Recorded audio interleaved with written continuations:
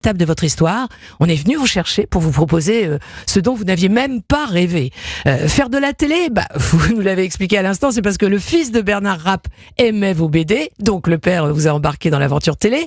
Écrire, alors là c'est plus miraculeux encore, j'ai envie de dire, parce que en fait, une grande éditrice, un jour, vous repère à la télé, vous convoque dans sa maison d'édition et vous gratifie d'une phrase absolument improbable. Mais oui, elle me dit, ça fait des années que je vous entends à la télé, ça fait des années que je me dis qu'en fait, vous êtes un écrivain qui ne le savait pas.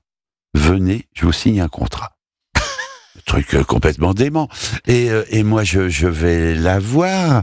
Et moi, je lisais pas de romans, ça m'intéressait pas. Et ça m'intéresse toujours pas, j'en lis toujours pas. Et c'était un moment où j'avais besoin d'argent. Et quand j'arrive dans son bureau, je repère tout de suite sur le bureau qu'il y avait un contrat et à côté un chèque. Je regarde le chèque, c'était à l'époque des francs, à l'époque je vois 50 000 francs. En 91, ça faisait beaucoup d'argent, 50 000 francs. C'était de l'argent, c'est 50 000 francs. Hein. Et souvent, elle m'a rappelé notre première rencontre parce que elle me dit, voilà, je voudrais que vous écriviez un roman. Un roman. Alors moi, je lui dis, mais bon, un roman. J'étais que technique. Je lui dis, un roman écrit à la main, ça fait combien de pages? Elle dit, ça dépend, si vous écrivez petit, si vous écrivez gros. Je dis, là, c'est l'auteur du BD qui s'exprimait. Oui. Et moi, je lui dis... habitué à fractionner un récit. Oui. Et je lui dis, je dois écrire moyen. Et elle me dit, 200 pages. Et tout d'un coup, j'avais l'impression d'être à l'école quand je faisais des bêtises et qu'on me collait 100 lignes. Je dis, 200 pages, écrire 200 pages. Et puis, je voyais surtout le chèque et je dis oui. Et je signe le contrat et je repars avec le contrat et le chèque. Et je me rappelle que je pars en métro pour rentrer chez moi et tout d'un coup dans le métro je lui dis mais je suis con moi maintenant, il faut que j'écrive un livre. Et j'ai failli faire demi-tour pour retourner la voir en disant je vous rends le contrat, je vous rends le chèque.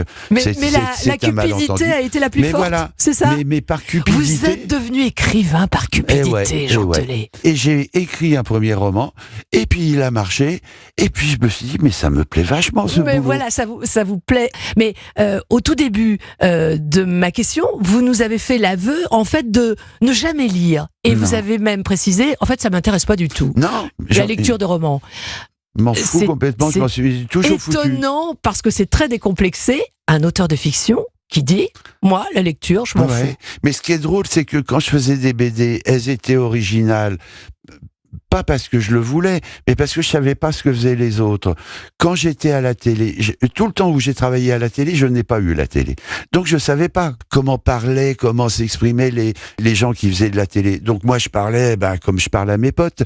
Et du coup, ça passait pour quelque chose d'original. Oui, vous avez votre romans, style. C'est la même chose. Ne sachant pas ce qu'écrivent les autres, j'écris à ma façon, comme ça me vient. Et souvent les gens disent il a une façon originale. Mais je le fais pas exprès. C'est que je sais pas comment les autres font. Sauf que, pour entrer en littérature, Jean Telet, vous avez quand même fait appel à Rimbaud. Oui, parce que en premier livre, je me suis dit, il faut écrire un